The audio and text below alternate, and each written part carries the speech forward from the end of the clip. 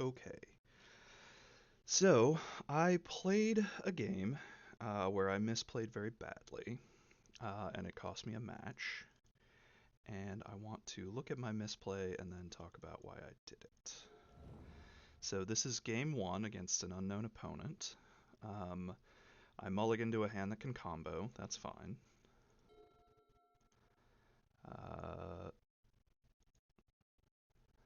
this hand has redundant entomb, so I don't mind firing one off at the end of their turn. Oh, I guess I decided to wait. Okay. Decided to wait to not play into days.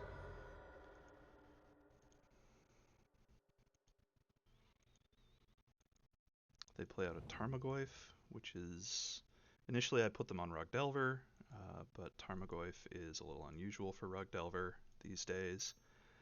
So I'm putting them on still probably something Rugdelver like. They force the Entomb. I untap, draw him, figure there's no reason to fire off the second Entomb when I could just hymn them. I'm not under a ton of pressure from a Tarmogoyf. I mean, it's some pressure, sure, but not a ton. Get a Wasteland and a Scalding Tarn, which I would prefer to have seen an action spell go there, but that's okay. Him is a fickle card, so nothing wrong yet.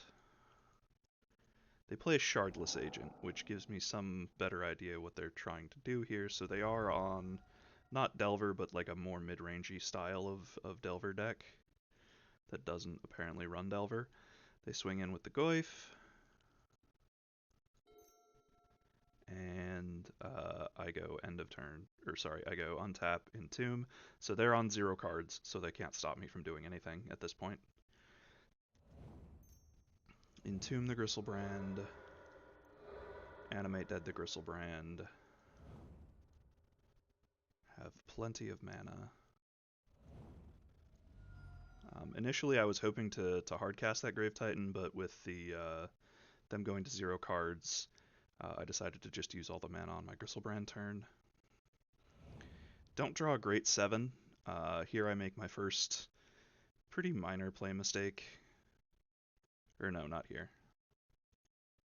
Sorry. So they draw and play a second Goyf. Okay.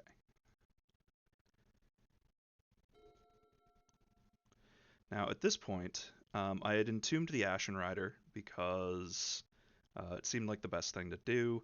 I had a Grave Titan in hand and the mana to eventually cast it. And at this point, I started talking about something into the mic. And the irony of it all is that my mic was muted the whole time. So I played the whole match out, chatting into my mic about stuff, but none of it got recorded. So that's why this recording is starting here and the other recording's getting scrapped. But because I was talking about something that annoyed me, I made 2 ridiculous misplays. The first is that I duress them when they have no cards in hand. That sucks for me, but it's not the end of the world. The second is that I don't realize that I can easily hardcast the Grave Titan with the Dark Ritual in hand, and instead I focus in on the stupid Ashen Rider. And since I only have Reanimates in hand to bring a creature back, that is going to put me in bolt range. And I even know that it's going to put me in bolt range as I do this. Like I talked about, well, this is unfortunate, it puts me in bolt range, but they've got 0 cards in hand, so if they top, they have to like rip the bolt off the top. But they could have also ripped like a cantrip into a bolt or a Shardless Agent into a bolt.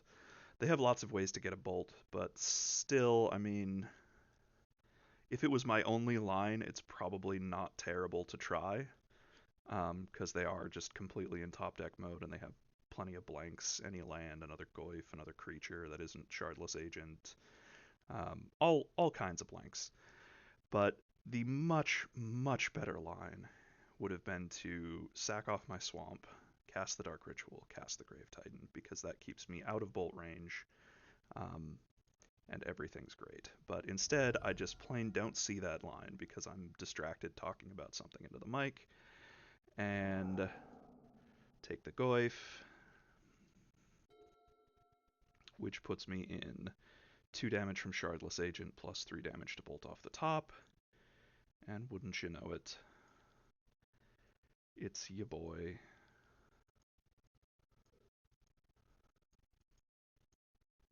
Lightning Bolt off the top. So, um, yeah, that's part of the reason why it's bad to play distracted.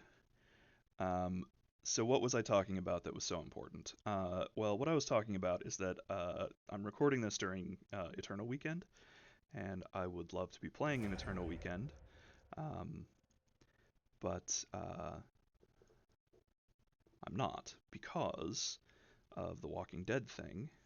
When the Walking Dead Secret Lair came out, I made a decision that I was going to not spend money on Wizards of the Coast products for the remainder of the year. So even though I think it would be really cool to take a budget deck and try to go deep into the event to show people that a $25 deck can still hang in a field full of people who get access to any cards they want. I think that would be really cool to do. Hopefully there will be another Eternal Weekend sometime next year, but I'm sticking to my decision that I strongly dislike the Walking Dead thing because of the precedent it sets that they can print new cards directly into a secret layer. Um, I'm not as unhappy about it being another intellectual property that does not at all fit in the Magic the Gathering world. Um, that still annoys me, but it's not enough to get me to boycott. The printing new cards directly into Legacy that are only available for 1 week in a secret layer, that annoys the hell out of me, and it's causing me to boycott Wizards for the rest of the year. So I can only play with the play points and the tickets that I earn uh, through events. Now that's not completely um, guilt-free uh, because I am still like logging in and playing on their software, and that's bolstering their user numbers and getting other people to play. But I'm buying no paper Magic product, not playing Arena at all, and not buying into any events or anything on MTGO with anything other than winnings. Uh, I was going to just not do that as well for the remainder of the year, but I posted on Reddit, and some people on Reddit, who are probably most of the people who actually watch my videos, said they would still be interested. So if there's interest from other people who want to learn about and potentially play decks starting on a budget, I figured maybe the good balances out the bad of slightly cheating on my boycott. But if I do run out of tickets and play points, then I am going to have to stop because I am not giving them any money for the remainder of the year. So that's my spiel on that. That's why you don't play distracted. Um, it loses you games. In this case, I won the next match off of pack rat beats. Um,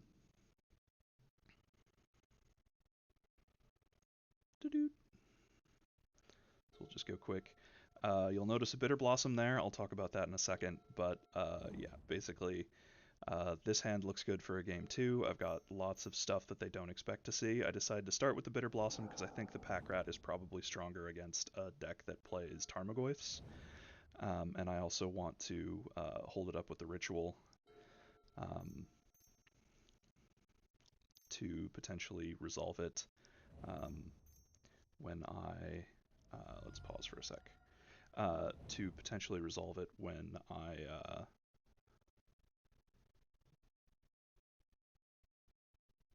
have a Ritual pack rat so that I can keep it alive to a bolt. That said, I assume they probably side out some number of bolts, so it's a little safer, but I figure if I'm going to lose one, I would rather lose the Bitterblossom than the pack rat, because the pack rat can outgrow any creature in their deck. I assume they do have Okos in here somewhere, but I haven't seen one yet. So that turn, I decide to go for Duress to really protect the pack rat, and then play out the Ratchet Bomb to clean up any um, bad threats that they might come up with. And again, I don't mind delaying the pack rat a little bit.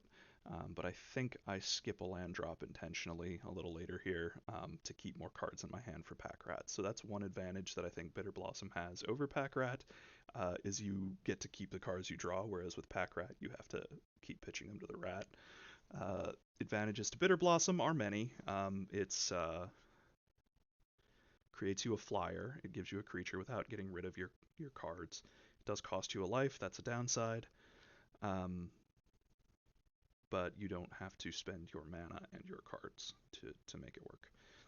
Uh, it's not super budget. They're like $1.50 or so each. Um, so they cost a little bit. I was buying them for something else. I'm trying to find a fairies build that maybe works, like a fairy ninja build.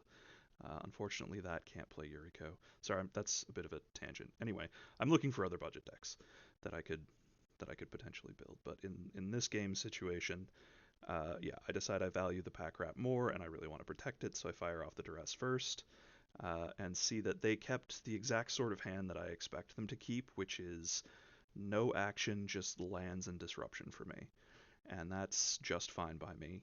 That's the exact sort of hand that you want to see an opponent keep in game two. Um, that will then lose to your Bitter Blossoms and Pack Rats and things. So yeah, and at this point, uh, game plays out about how you'd expect. Pack Rat hits the board, protected by Dark Ritual, and just murders them.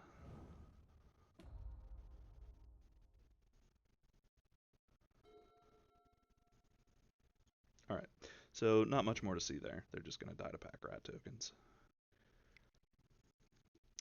Game three, they legitimately beat me. Like,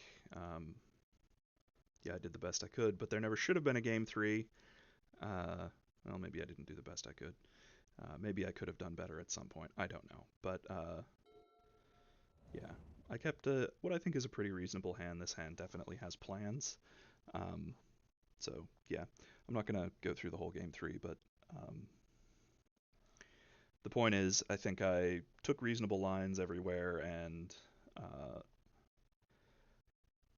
got um, Pack Rats and Bitter Blossoms out. They got Okos. I might have missed an activation. So that Ancestral Vision there, that's what the Shardless Agent is for. Basically, the Shardless Agent wants to hit Ancestral Visions. And Dreadhorde Arcanist can hit Ancestral Visions as well. Um, so yeah, this game I think sort of played out. I don't think there was any super interesting turns in this game. Um, the Entomb was a fake out. I had nothing to do with it anyway. I might have missed a Ratchet Bomb activation, and if I did, then it cost me the game. We'll see. I want to see if I did that. Um,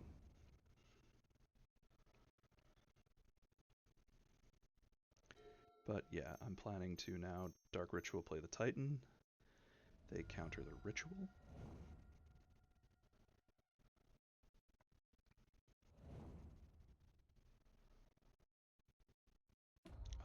And then they get their Ancestral.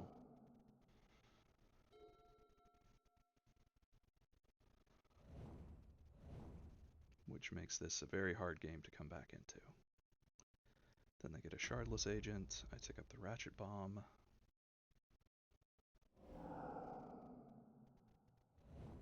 Maybe I didn't miss a Ratchet Bomb activation. I play out a Bitter Blossom. And now they untap and play an Oko. Yeah. Oko Elks my bomb. And I am unable to get the Oko off the board. When I eventually get around to casting a Toxic Deluge, it gets countered.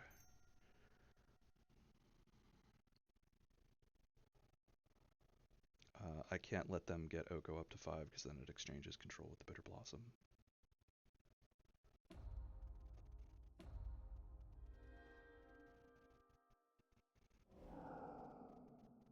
They get a Dreadhorde, which recasts an Ancestral Visions, which is pretty sweet, if you ask me. But yeah, that's this game. Um,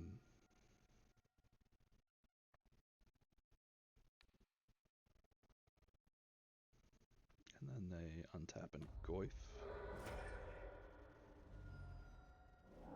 They surgical their own shardless agent. So that's unfortunate. We got a pack rat.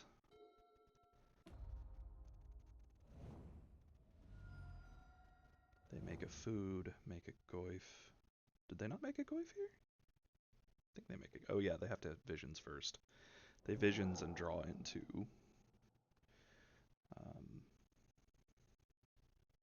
petty theft plus Tarmogoyf, which is a lot of board state change.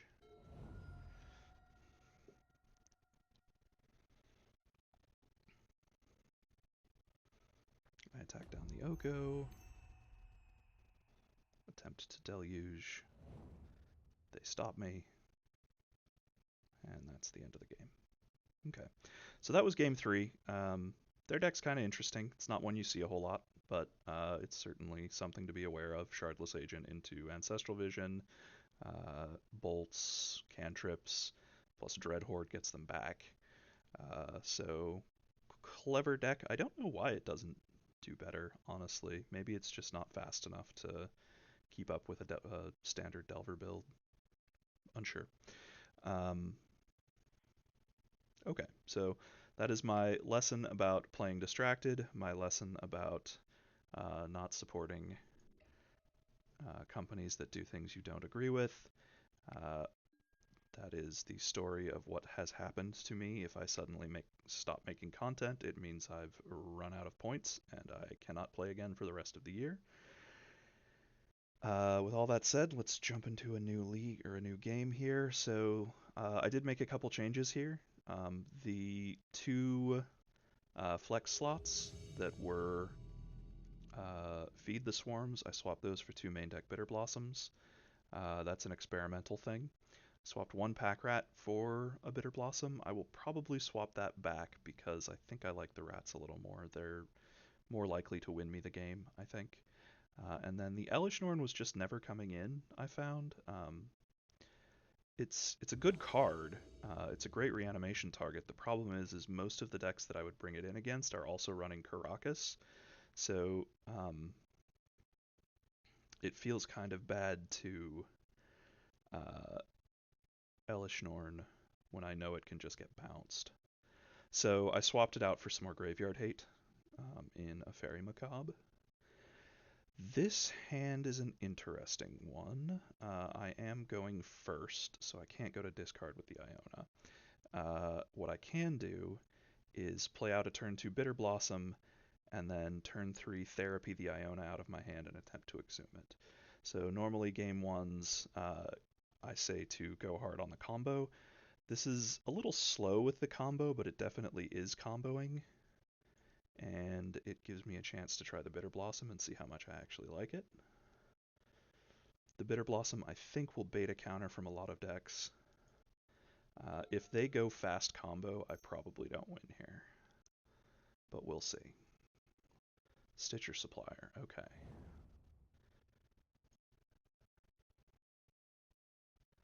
So they are GAC.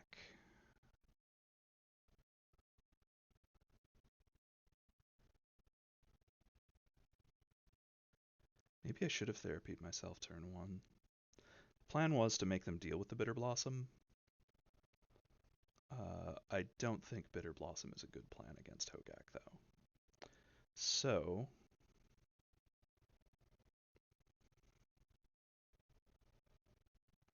I'm just going to try to get the Iona out as quick as I can. Iona on black should mostly shut them down.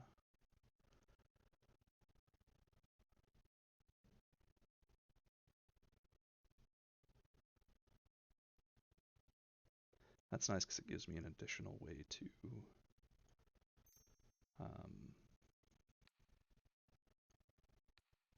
get the Iona back without having to exhume and giving them a Gravecrawler. Gravecrawler's not a big deal, but if they get a Hogak in there, then it would be. So here I'm going to name Iona, Shield of Ameria.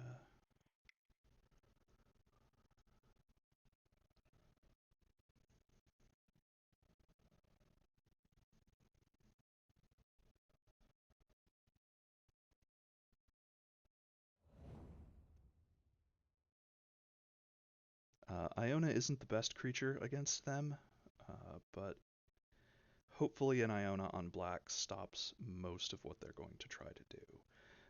They can sack the therapy and take one of my reanimation spells, but they can't get both.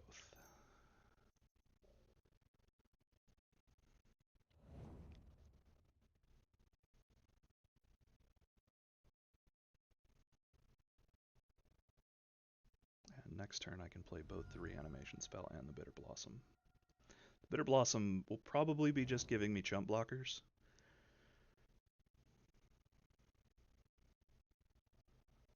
And if they can't cast Hogak here, then they can't cast Hogak at all. Unless they have two Cabal therapies, and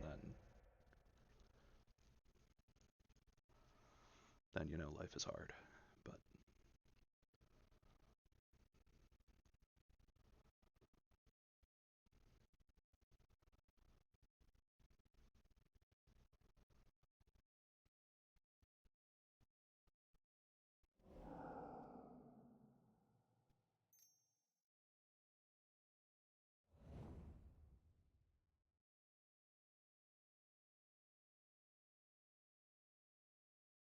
it's only 7 mana. Isn't Hogak 8? Nope, Hogak is 7. Okay. So I guess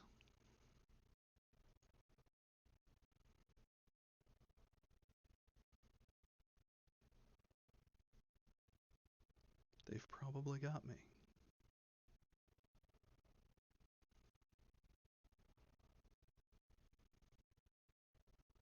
We'll see. Maybe I can do something.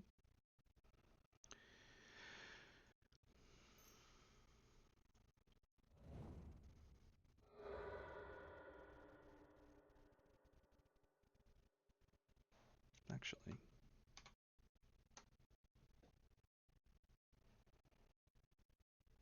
I don't need to do that. I can just blow a Dark Ritual.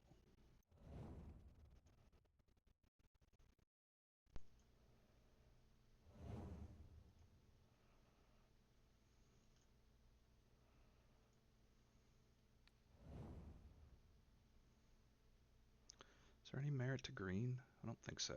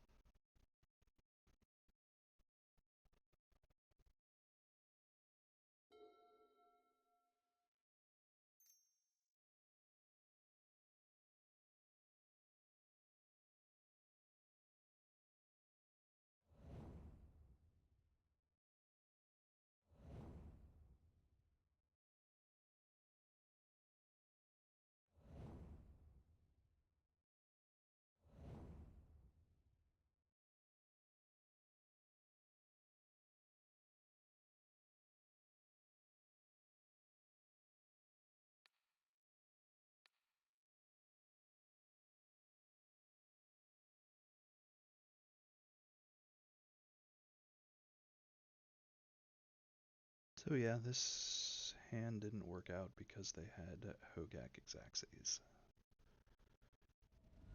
And Hogak is bigger than what I'm doing. And I guess I can block him and live another turn. So might as well.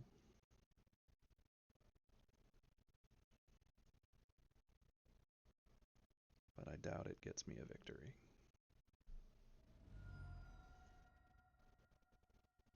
Can't win if you concede though, so here we go.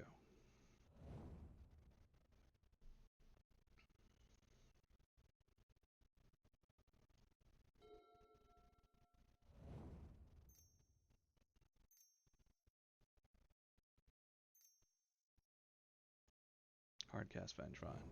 Okay, that kills me, right? 4, 5, 6, 7, 8, 9, 10. Yeah. Okay.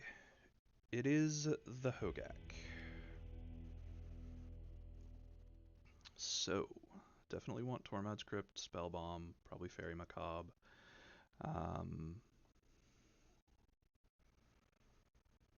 Bitterblossoms definitely don't seem great against them. Ratchet bombs seem okay. Pithing needles and spyglasses seem okay. Because I can name altar. Maybe I don't want that many pithing needles and spyglasses. Pack rat still seems alright. Deluge seems alright. Bringing in a huge amount of stuff here. Alright, Ashen Rider and Iona aren't great. Him is not. Exhume is not.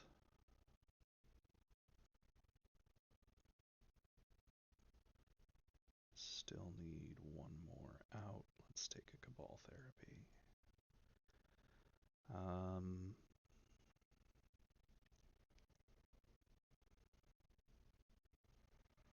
Alright, here we go. So that is a lot of stuff out, to be sure. This hand entombs, but does not reanimate and does not stop them from comboing in any way. This hand entombs, but does not reanimate and stops them from comboing a little bit. So, guess we'll keep it. And bottom therapy?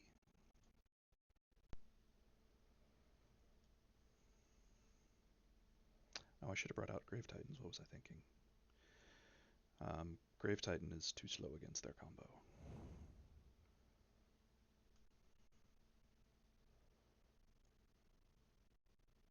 It's my turn. Why am I passing? Duress.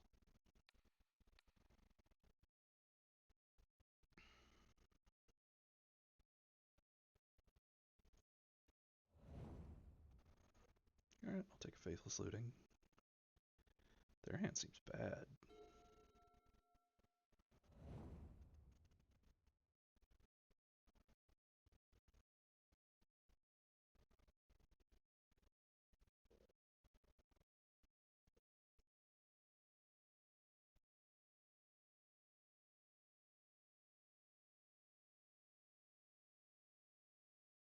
My hand is also bad, though.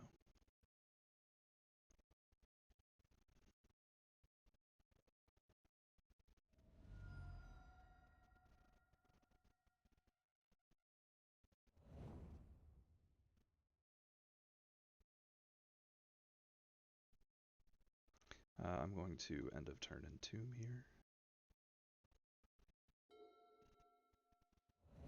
I guess they were counting on the Faithless Looting, actually. Their hand isn't that bad.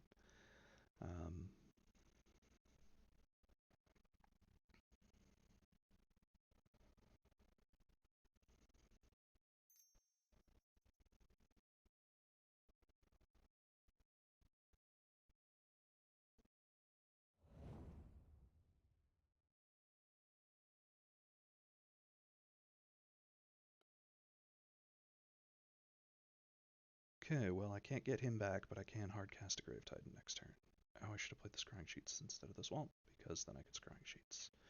I am making mistakes. I will probably stop playing after this game, because I'm clearly still upset about the Walking Dead thing after talking about it for a little bit, and not in a good headspace.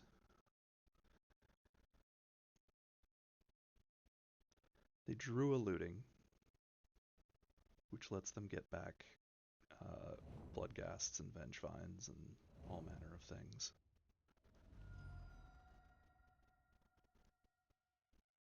I guess they don't cast. Oh, they can go Crave Crawler, Carrion Feeder, and get it all back, which is good for them. They're going to hit me for a lot here, but then I'm going to untap and play a Grave Titan, and then we'll see how they're feeling.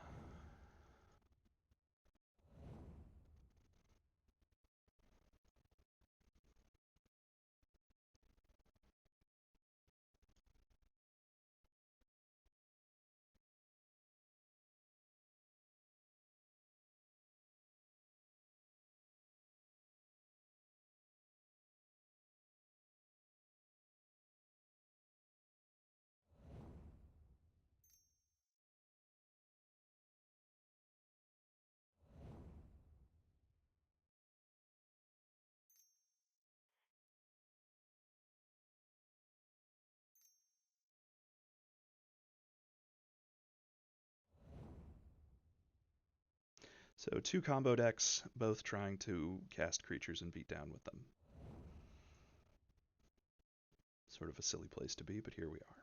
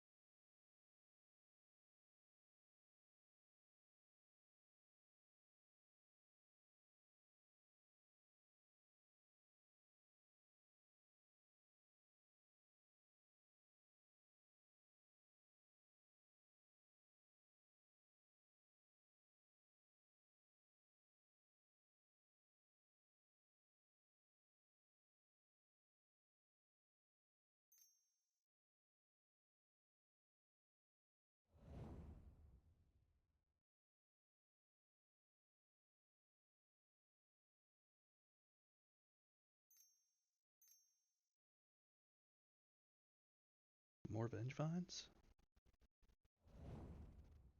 Even more Vengevines. Did I bring in Deluges? I think I did. I did.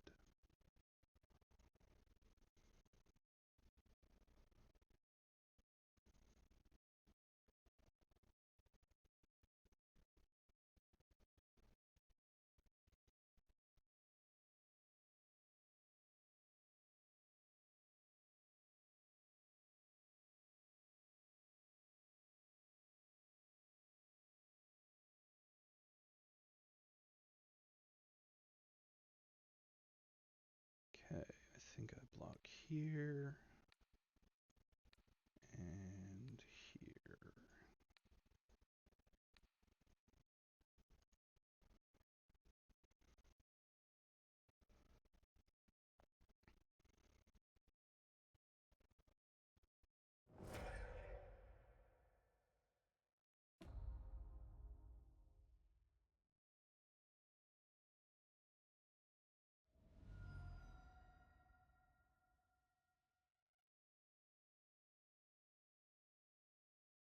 Ooh, that's a good one. All right.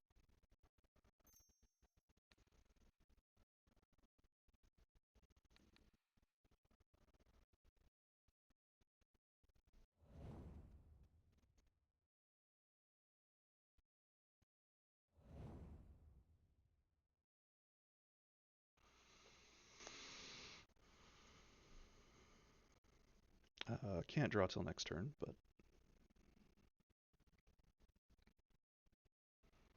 attacking with the Grave Titan, none of their stuff can block anyway. But the Grave Titan by himself is one blocker, so I can have one blocker or two.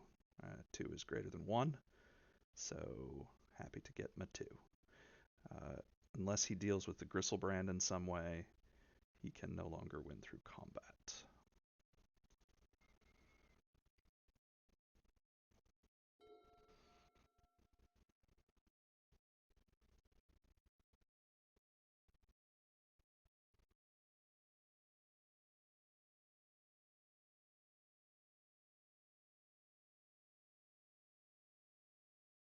Why am I thinking Putrid Imp has Death Touch?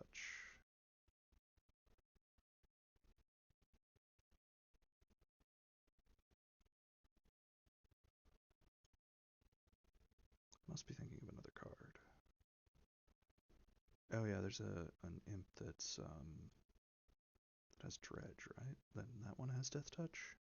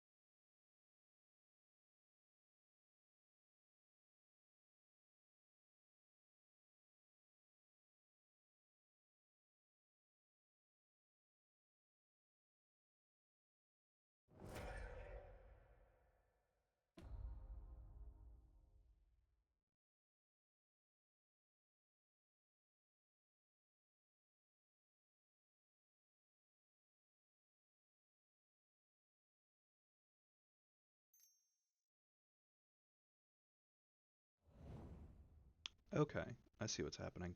So, opponent can win through combat uh, because of Carrion Feeder.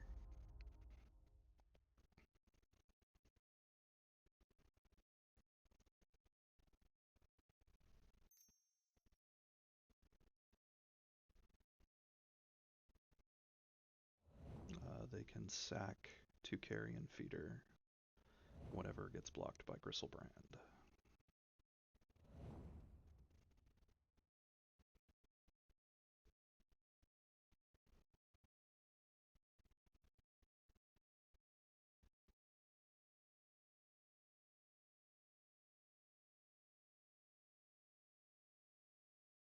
But do they have the damage? Looks like they do.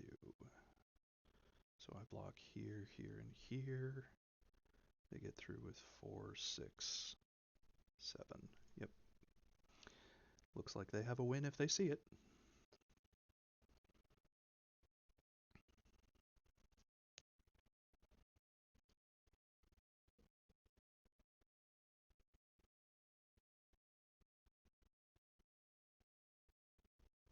And this can sack any creature, so it could sack itself.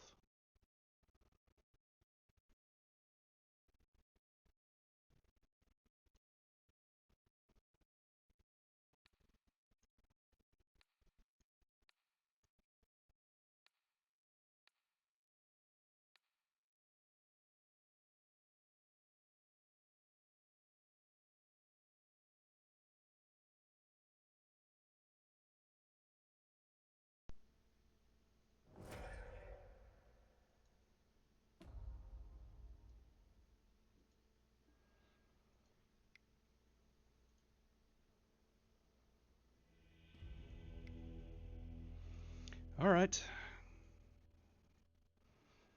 Oh, I was going to stop playing. All right. Maybe I'll play one more. Try to relax. Try to calm down. Game one. I think that hand just loses to them kind of no matter what I do. They had Xaxes to cast the Hogak. Game two. Although, if I... No.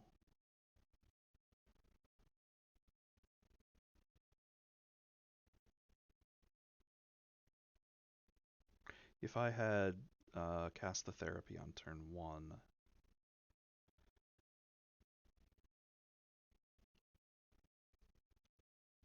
then I would have been able to get the Iona out fast enough.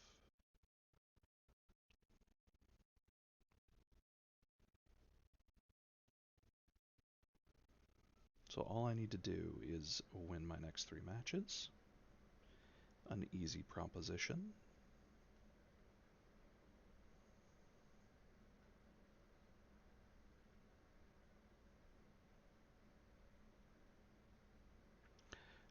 I'm gonna, after this league, I think try Children of Corliss.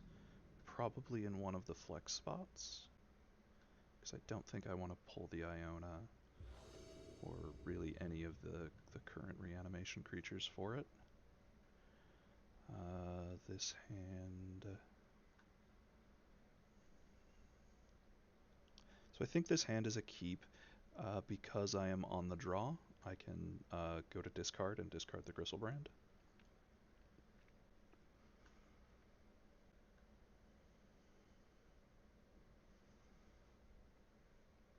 And then I have 3 reanimation spells to try to get it back.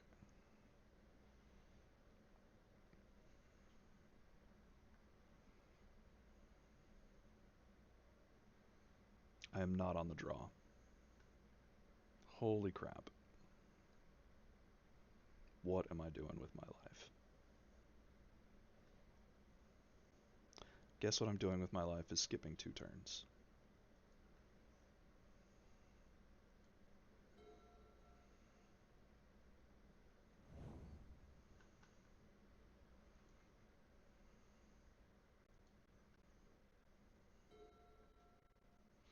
Opponent plays a Bloodstained Mire, which could mean Reanimator. And if it is, and I put a Gristlebrand in the yard for them, that's gonna be bad. But If it's anything other than Reanimator,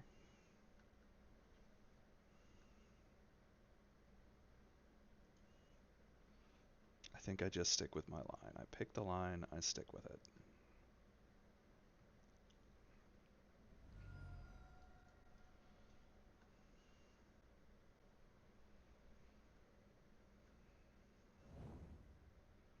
Okay, Underground Sea is less likely to be Reanimator.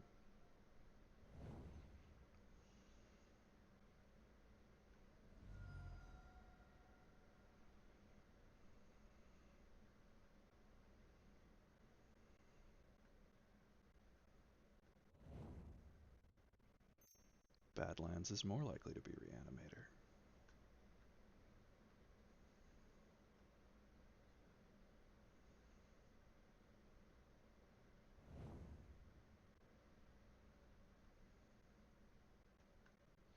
But this is probably like Grixis Delver or Grixis Control or something. I don't know what Grixis Delver hand doesn't have a creature on turn 1 or 2. But maybe it exists. Okie doke. So I'm going to Dark Ritual. And I'm going to Reanimate.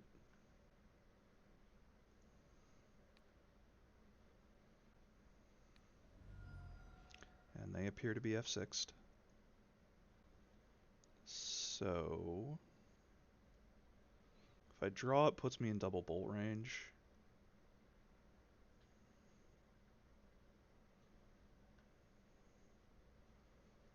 But it also lets me keep going because I do have plenty of mana. I was actually kind of counting on that getting countered. I'm going to risk double bolt range.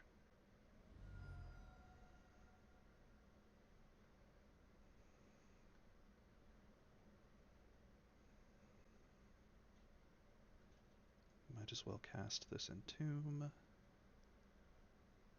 Get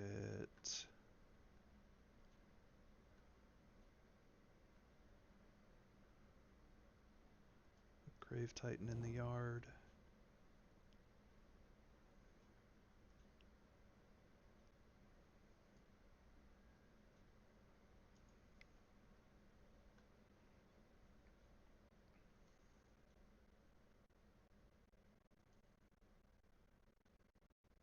Go to discard.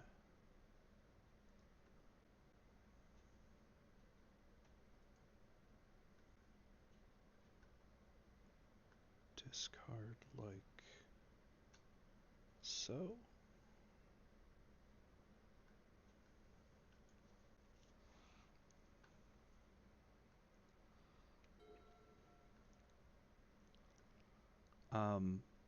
Honestly, opponent is probably Storm? Yes. And they can probably just Tendrils kill me.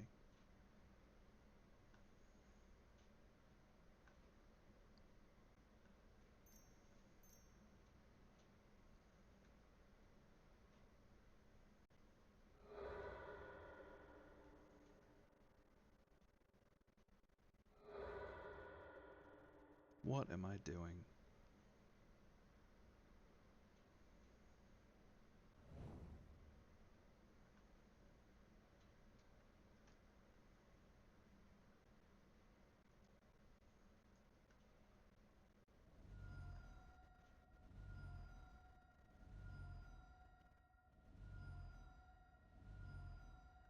Okay, this is showing me a good chunk of their deck here.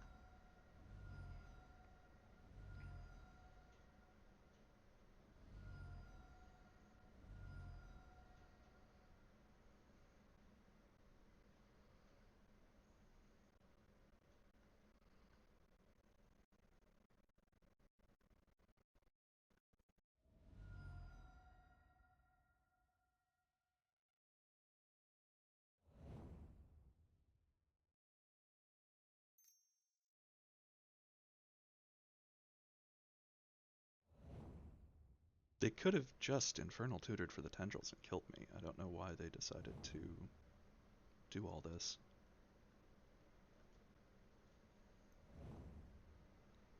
Yeah, you've got mana. You can cantrip, but I don't see any way to actually get the tendrils.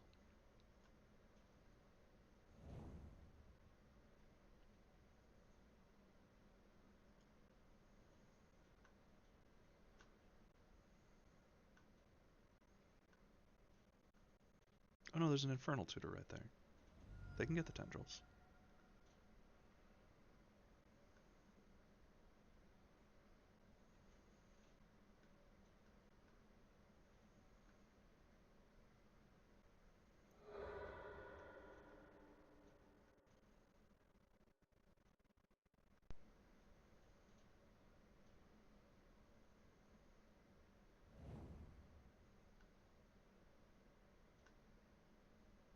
Okay.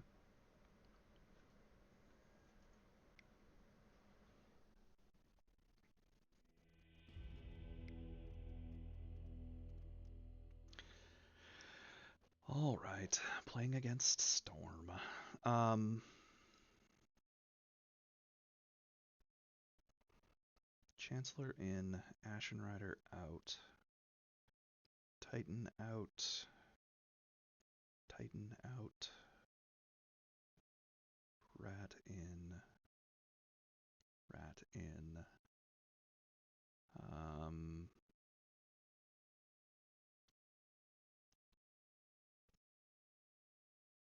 oh, Ratchet Bombs are good against them if they play out their stuff early.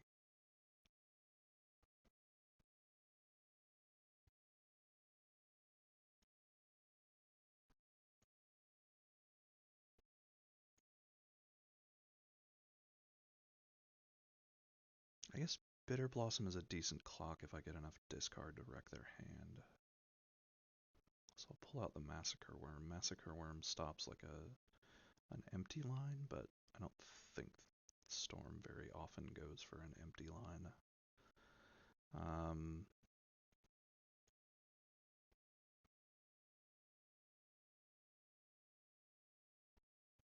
Storm is a pretty bad matchup for me, to be perfectly honest.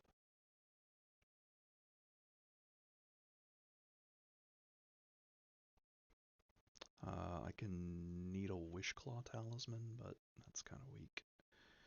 Um,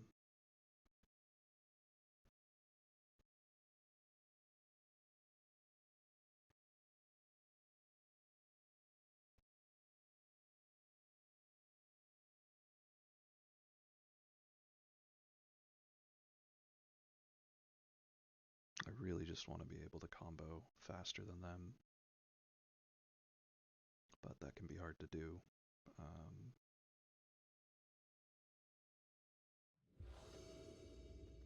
yes, I would like to play first. I have Entomb Reanimate, so I will keep this.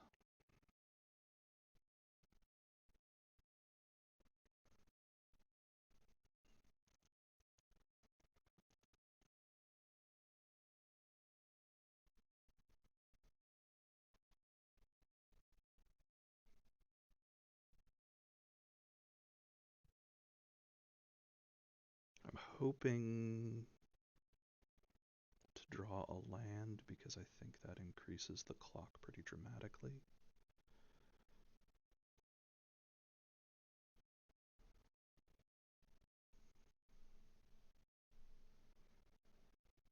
They're not as straight dead to Iona.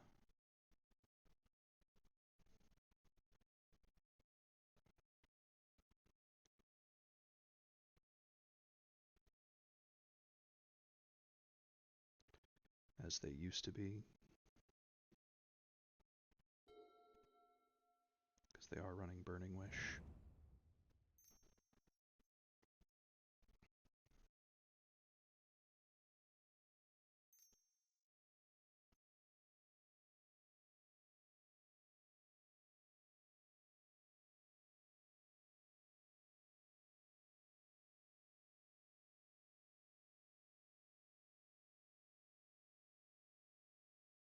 I still think Gristlebrand is the better choice.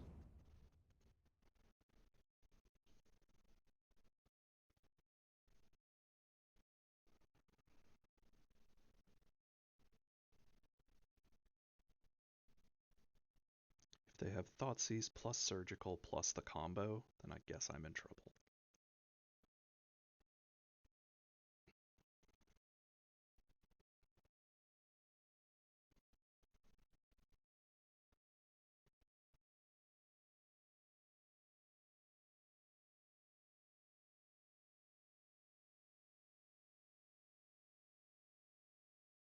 They should take the Reanimate, um,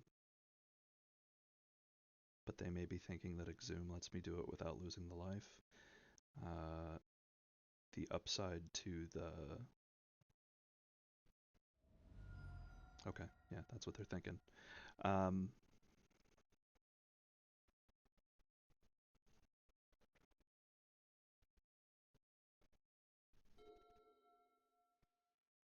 that's actually pretty good. Okay. There's that, there's that. Here's this.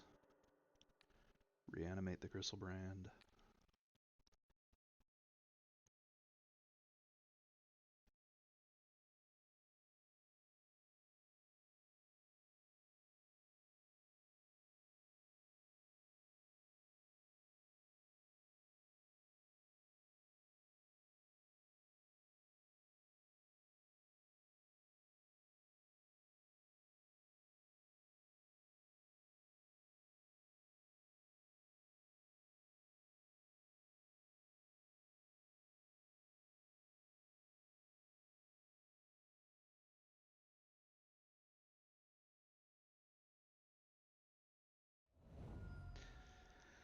So I've got two options. I've got an open black.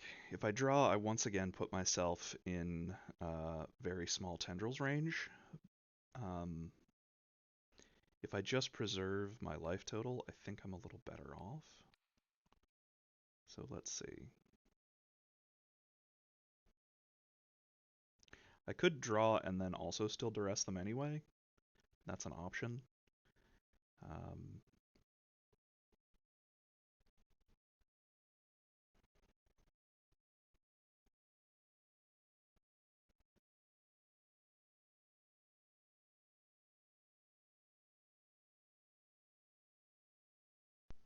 so they could potentially brainstorm their way into casting. So the question is, do I take the Ad Nauseam or the Dark Ritual, I think. So if I take the Dark Ritual, they can't cast the Ad Nauseam. They could potentially brainstorm their way into it. But that would be a lot of mana.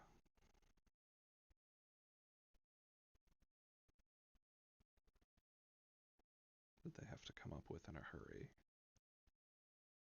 They can Veil of Summer to protect themselves, but I can stop that with an Iona on black, shutting off their combo.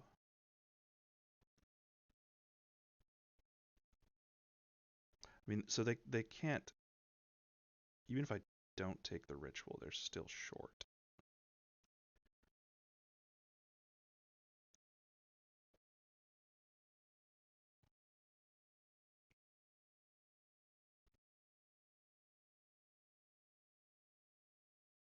I think I take the Dark Ritual. Leave them with an Ad Naus they can't cast. I think it will be very hard for them to play a land, fetch for a blue source, and then off of 1 mana cast an Ad Nauseam.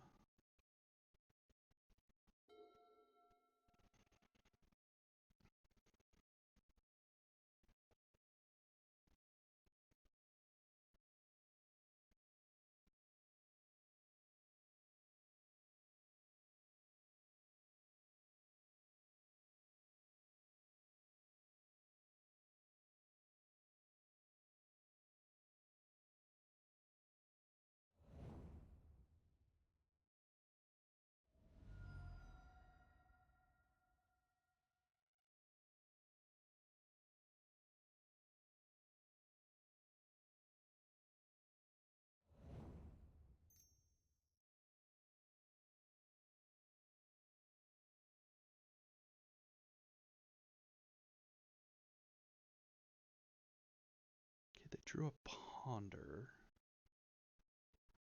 Again, I don't think they can actually do anything with that. And they do not have green open for Veil of Summer at the moment. They chose to shuffle. Unless they play a petal, I can take their hand apart.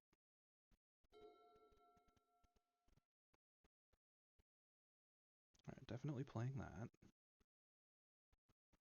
Definitely attacking with Griselbrand.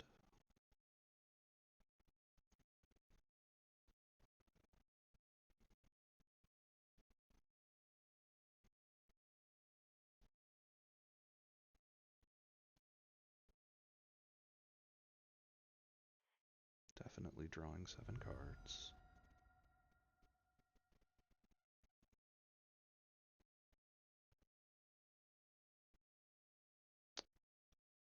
Don't get the Entomb I need.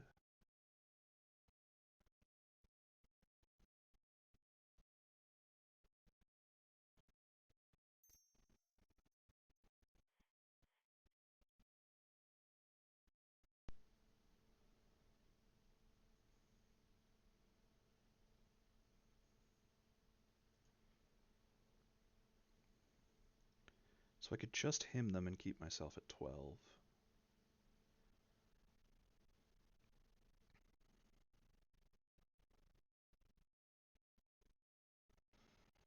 I could draw 7 more. I think I draw 7 more.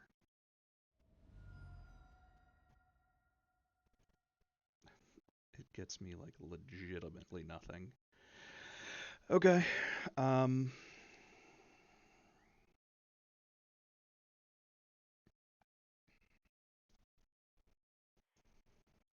But I don't need to sack my land anymore, so that's nice.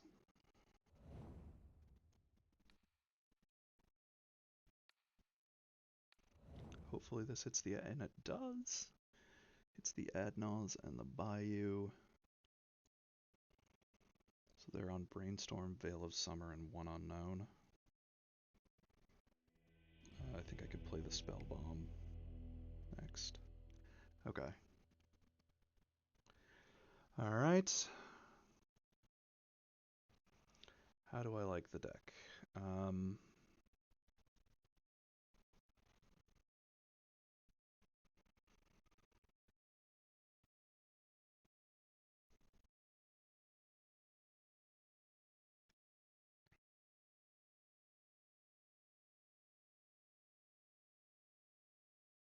I guess it's okay. The Bitterblossoms have not been great, but an early Bitterblossom plus some discard could clock them hard enough that they can't get a good Adnaz off, so maybe it's okay. Alright, I'm gonna run it back.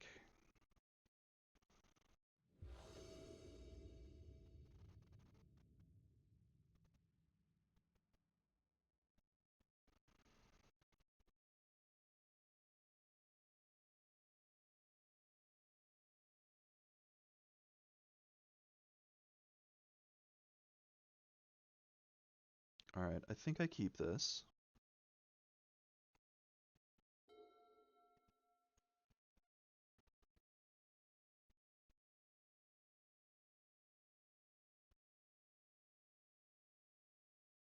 They cast nothing.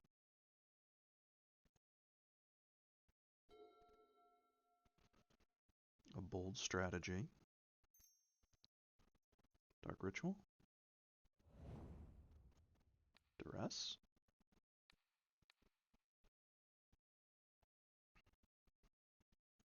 So I'm definitely therapying naming Dark Ritual.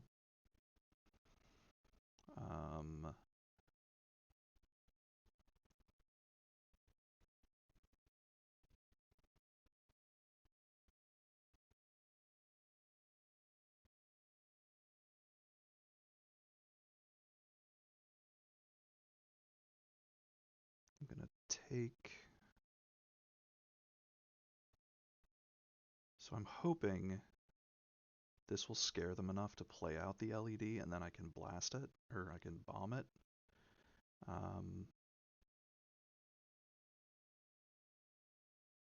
If I want that to be the case, I think I have to take the Veil of Summer so that they don't feel like it's protected in their hand. So I'm gonna take... But if they LED crack it to Infernal Tutor, does that get them anywhere? Not without the Dark Ritual mana, I don't think.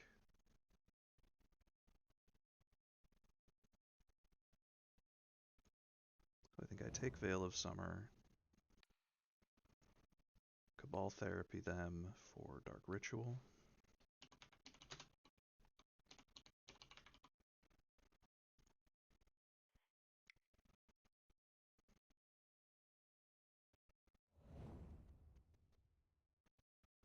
And then cast an Entomb on Chancellor or Iona.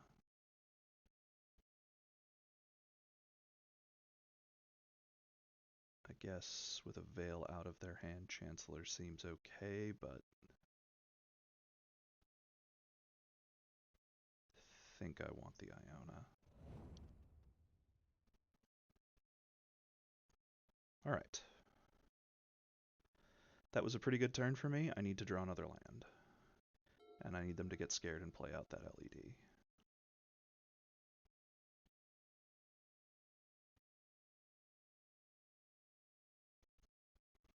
Okay, they just scooped it. Alright. They scooped a little early. Uh, they need to make me have it, I think. But I guess they decided that they just wanted to move on with their life. I am going to do the same. I'm going to stop here, and the dream is still alive. So we'll see. Storm is a tough matchup, though, so I'm glad to have gotten a win against that. This should have been a win, so I should be 2-1. Hogak just Hogacked me. I could have potentially gone for a win in game 1 if I had therapied myself turn 1 for the Iona, or if I had just mulliganed. Yeah. So sketchy play by me a couple of times, but hopefully redemption match plus a little time off, like maybe the rest of the day, leads me to a 3-2. Alright, thanks for watching.